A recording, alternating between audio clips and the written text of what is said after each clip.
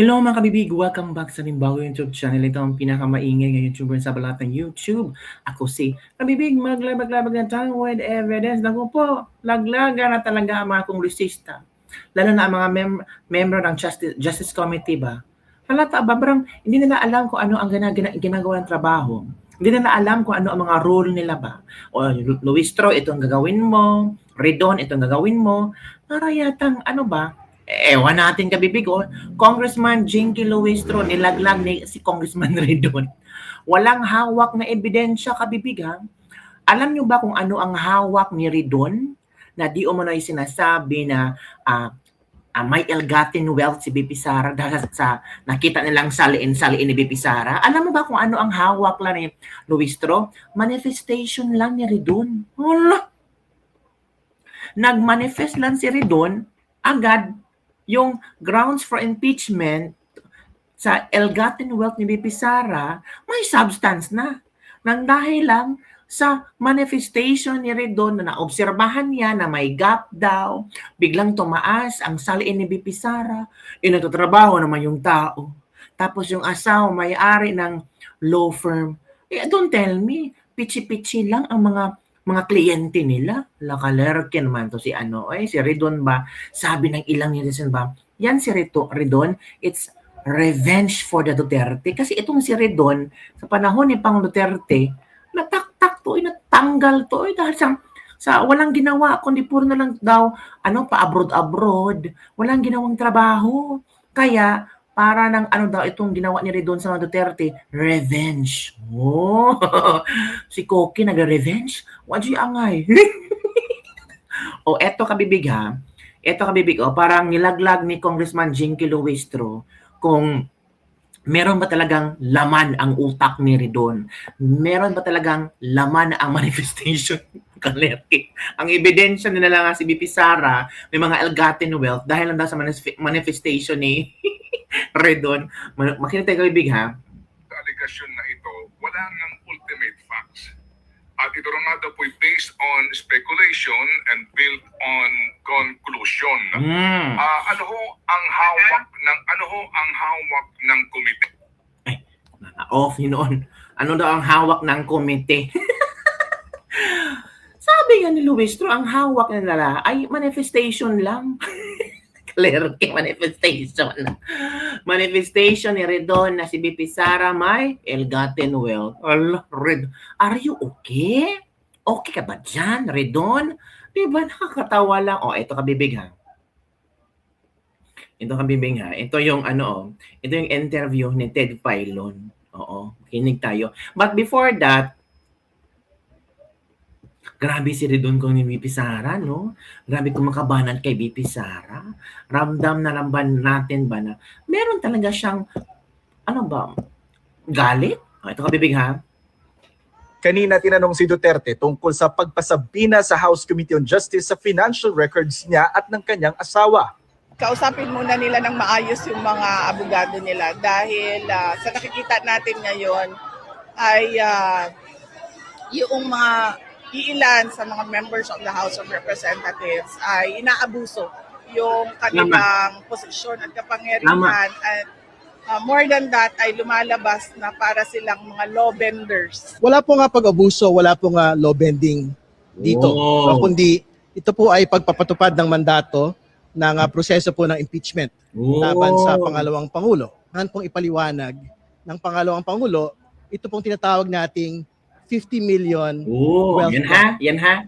Sa kanya po nga pag-aari. No? And syempre, pagka hindi po ito naipaliwanag, mula doon po sa kanya po nga mga negosyo, propesyon, at iba pang mga pinagkakakitaan, meron pong prima facie finding na ito po ay unexplained wealth. Wow, unexplained wealth. Kanina tinanong si Duterte. Ito naman ang tawag dito, unexplained wealth daw yon. Manifestation na rin doon. Ito naman ang sagot ni Jinky Luistro.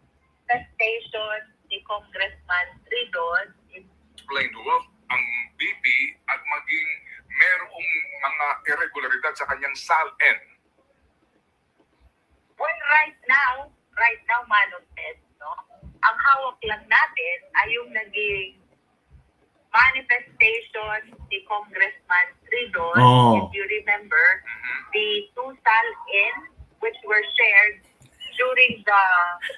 determination of sufficiency in substance. Oh. The third and the fourth impeachment complaint. Oh. Nevertheless, ayon sa ating mga justice Manifestation lang pala ni Ridon ang hawak nila.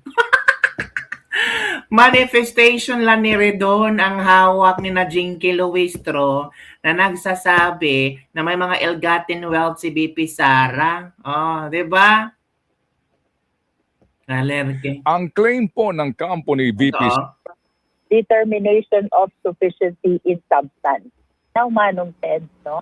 Ang hawak lang natin ay yung naging manifestation ni Congressman Ridon, if you remember, the total in which were shared during the determination of sufficiency in substance of the third and the fourth impeachment complaint. No? Nevertheless, ayon sa ating mga justice members, hindi natin pwede i-expect ang mga complainants to have with them already this bank records considering that they are protected by the bank secrecy. Wait. Hindi nyo ano ang complainant. Eh bakit sila nag-complain about sa sala ni BP Sara kung wala silang ebidensya? Di ba kabibig? Nakakatawa naman to. Bakit nyo isinali yung salin-saliin ni BP Sara kung wala kayong nakuhang ebidensya? Nakakatawa talaga kabibig, no? At para daw makakuha sila ng ebidensya kabibig, ipapasumo ni Jinky Luistro. Oo. Sabi ni Jinky Luistro dito kabibig, nabasa ko lang kabibig ha. The Justice Committee, share ko sa inyo ha. Parang talaga, nakakatawa. Manifestation lang ni Ridon pala ang hawak nila.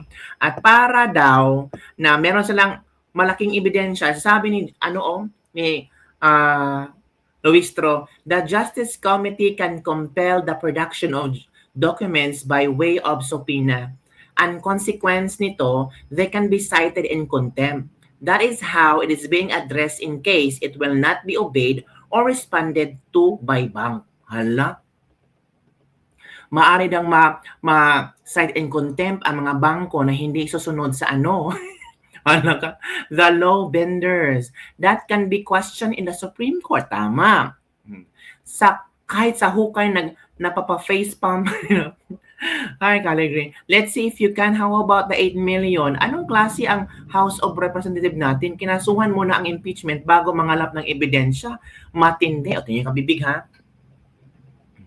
Ano kayang judge ng korte? Ang pwede lang gumawa niyan ay ang senator judges kapag umabot na ito sa Senado. Sara Duterte is not just noise anymore. These are serious allegations na kailangan mong sagutin ng diretso at walang paligoy-ligoy. Paano naman sasagot si BP Sara kung walang hawak na ebidensya itong mga nag-complain sa kanya? O sasagutin ni BP Sara, totoo yan, yung kakatawa. Korte na ba kayo? Only in the Senate can act as a court. Kaya nga sabi ni Jason sa court order muna bago makapaglabas ang bangko ng dokumento ng depositor. Glaring ignorance and stupidity on display, Madam Chair. Tama. Diba? Nakakatawa na si Luistro. Parang pinapakita niya ba na talagang pinoprosigate lang nila si BP Sara ay merong mga ill-gotten wealth. Nakakatawa. Nakakalungkot lang na meron tayong mga lawyer pa naman na mga kongresista pero gusto nilang ipakain sa tao na tama itong mga ginagawa namin, makinig kayo, ito na ang totoo, malalaman na natin na nagnakaw si Sara, di ba? Pero ang sinabi nila, manifestation lang daw ni Ridon na may ill-gotten wealth si BP Sara. Nakatawa naman to, oy. Sabi niya dito, hindi na mahirap VP Sara posibleng mapatalsik na dahil kompleto na ang boto. Wow, Ridon, coming from you. Coming from you. Nako, ewan ko sa'yo, Ridon. Oy, ano bang nakain mo? Di ba? Ano ba nakain ni Ridon? Sabi ni Jason itong gusto kay Kater yung umuusok ang ilon kapag pinag-usapan ng impeachment ng anak ng sumipa sa kanya dahil sa pagiging bulak-bol nito trabaho sa urban poor. Mukhang nakabatak ang bossing Sandro niya ng mga kampin sa pagperma upang maisampa na kaagad ng articles of impeachment sa Senado sa layong patasikin si Sara Duterte bilang vice-presidente. Di nga ba sabi nila, hindi kailangan pa ang mahabang talakayan sa House Justice Committee kapag nakakuha na sila ng 1/3 na boto. Sige Mr. Travelman, tirahin na ninyo na makapagbigayan na sa House at bahala na kung magaya ulit sa nakaraang impeachment na hindi maaring talakayan sa Senado salig sa itinakda na saligang batas ng Korte Suprema. Ang importante mga sir, madam, ay meron na kayo ng gaya ng dati. Ay, pera-pera rin pala mga kabibi. Di ba? Nakakatawan to si Redon, galit na galit, gustong manaki. O, eto kabibig, hinta dito.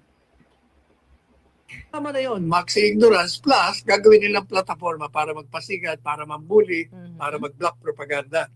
Mini trial Alam mo yung nagsabi niyan? Sino man ang nagsabi niyan? Sino man nagsabi niyan? Si Luis Yung mini trial, it shows not only her mini ignorance of the procedure, but maxi ignorance. Ano ka ba? Abogado ko Yung, tinan mo ano. Nag-ruling na nga sila, sufficient in form and substance. Pag sinabi mo in substance, ibig sabihin, meron ng reasonable ground para dali mo yan sa plenary at magbotohan na kayo kung itatransmit o hindi. Madalit sabi, tapos na ang trabaho nyo.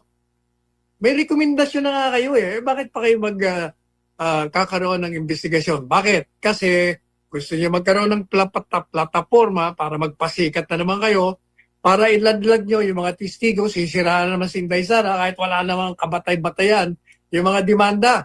O yan, maxi ignorance.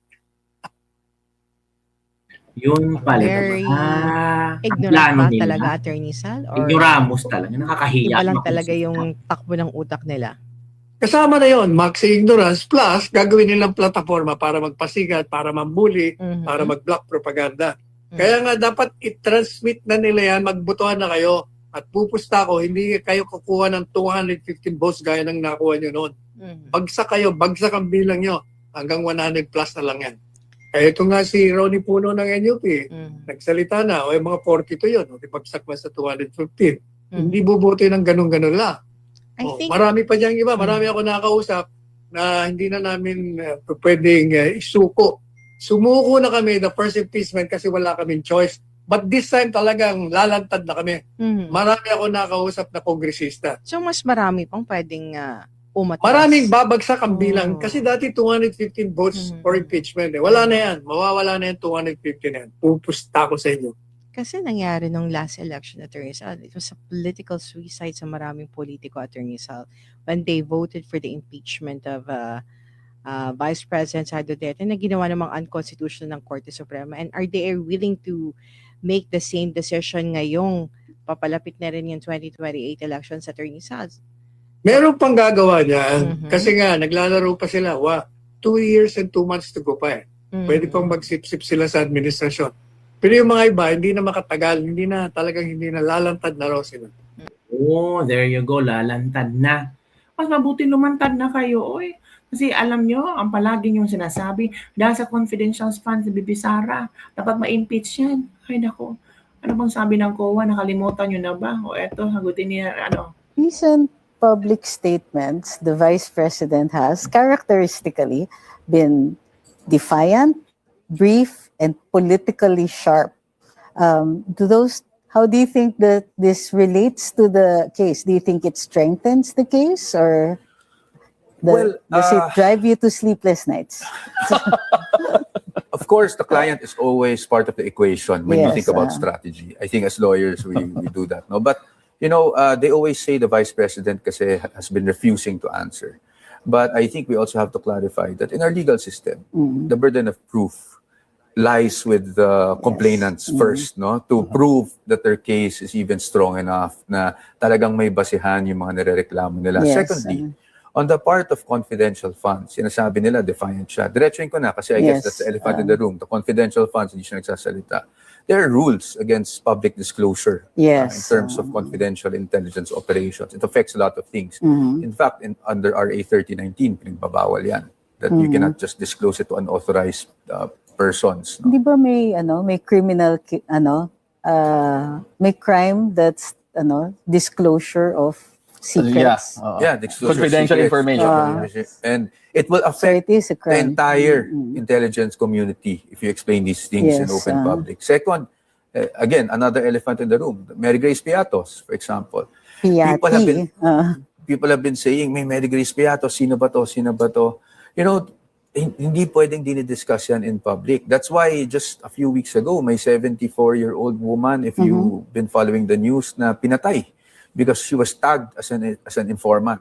So these are the dangers. Yes. And as lawyers, syempre, we advise her accordingly na yung mga ganyang bagay hindi dapat pinag-uusapan. Pero hindi ba pwedeng ma-address yung issues of confidentiality with, let's say, a motion for an executive session in Congress? In executive session, yan din ang tanong, no? Can you actually go into the detail? Kasi, you know, it will really affect the intelligence community. So these are the things we are prepared to address. For example, if it really goes through the full-blown trial, Yun pala. perhaps we could give an idea on how it works, but in terms of operational detail, medyo delikado yan. No? Because it not only endangers the operations, it also endangers the lives of the agents and the informants. Yan ang isang punto dyan. Hindi naman yata nagkulang si VP in stating that. She has stated that. But Yes, of course, even in Congress. since this is politically charged, if yes, it's, they will always frame it as what they feel will be best. No? And that's Yun pala kabibig. Merong ang chinugi daw na 70 plus na matanda kasi akala nila, ano daw, taga-report, intelligence. Tingnan nyo kabibig ko. Tapos atat na atat kayo sa Mary Grace Piatos. What if yung Mary Grace Piatos isang ina na ang kayang trabaho ay magbibigay ng intel? Diba? O kaya miyembro ng mga kaliwa, nagbibigay ng intel kay VP Sara. Diba? Ewan ko kayo. Iwan ko sa mga taong, taong mga bugok. O yun lang kabibig ha, para yatang napahiya dito si Redon at saka si Jinky Luistro kasi ang ebidensya na nila is manifestation ni Redon na VP Sara may mga ill-gotten wealth. Wala palang ebidensya yan sa bangko or ma-unlock. Wala. Yun lang kabibig. Don't forget to like, subscribe, and share this video. Bye everyone. See you next time. Later kayo, pati ang pusa nag-react na rin. Ano ba naman yan?